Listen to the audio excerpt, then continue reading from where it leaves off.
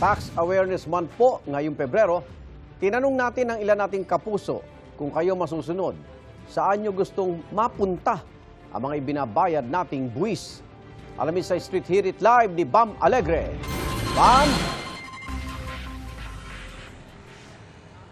Igan, ayon nga sa isang kasabihan, tatlo lang daw ang tiyak, no? May life, death, and taxes. At ngayon, Tax Awareness Month, nagtanong-tanong tayo dito sa kalye kung ano bang gusto nilang maging kahantungan ng mga kinolektang buwis sa kanila. Narito ang Street Hirit.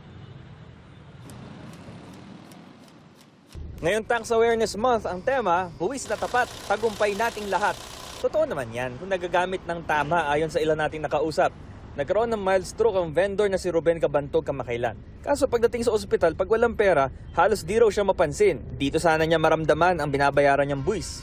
Katulad sa akin, na mild stroke na po nga ako. Tumakbo pa ako nga dyan sa ospital sa Pasay. Pag wala ko nga ako yung pera, hindi kayo papansinin. Kaya gusto ko po sana, yung gobyerno natin, magpapatay po ng ospital na para talaga sa mahirap. Ang habal-habal driver naman na si Jamal Barauntong, simple ang hiling. Maraming mag-aaral sana makinabang sa buwis na ibinayad ng maraming Pilipino. Gusto ko lang yung mga programa na mga katulad sa tulad ng mga nag-aaral ng mga kabataan ngayon. Gusto ko lang, yun lang. Noong 2023, 2.52 trillion pesos ang nakolektang buwis ng BIR. Noong 2024, nahigitan pa nila yan. 2.85 trillion pesos na ang kanilang nakolektang buwis at ito raw ang pinakamataas na koleksyon sa loob ng 2 dekada. Mahigit 300,000 ng mga establishmento sa bansa ang binisita at na-verify ng BIR. 257 million pesos daw ang nakuha ng BIR sa pamamagitan ng compliance checks. 74,000 naman ng mga establishmento ang nagparehistro. Sa ngayon, 5.7 million na ang registered business taxpayers. Ang buwis na kinokolekta sa atin nagagamit dapat sa pagpapabuti ng ating quality of living, gaya sa edukasyon, serbisyong pangkalusugan at infrastructure. Kaya ang hiling ni Romel Poquita, sana makarating ito sa ating lahat at hindi sa bulsa lang ng mga tiwali sa gobyerno.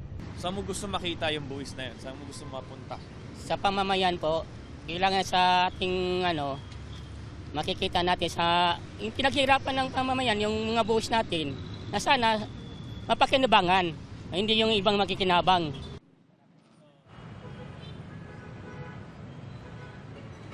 Iyan sa programa ng BIR kung saan panauhing pandangal ang Pangulo sa kanyang speech, nagbabala siya laban sa mga iiwas o kaya lalabag dito sa mga batas kaugnay sa tax collection dahil mas magiging mahigpit daw ang pagpapatupad ng mga tax law. Ito ang Street Hirit mula rito sa Pasay, Bam Alegre para sa GMA Integrated News. Igan, mauna ka sa mga balita, mag-subscribe na sa GMA Integrated News sa YouTube para sa iba't ibang ulat sa ating bansa.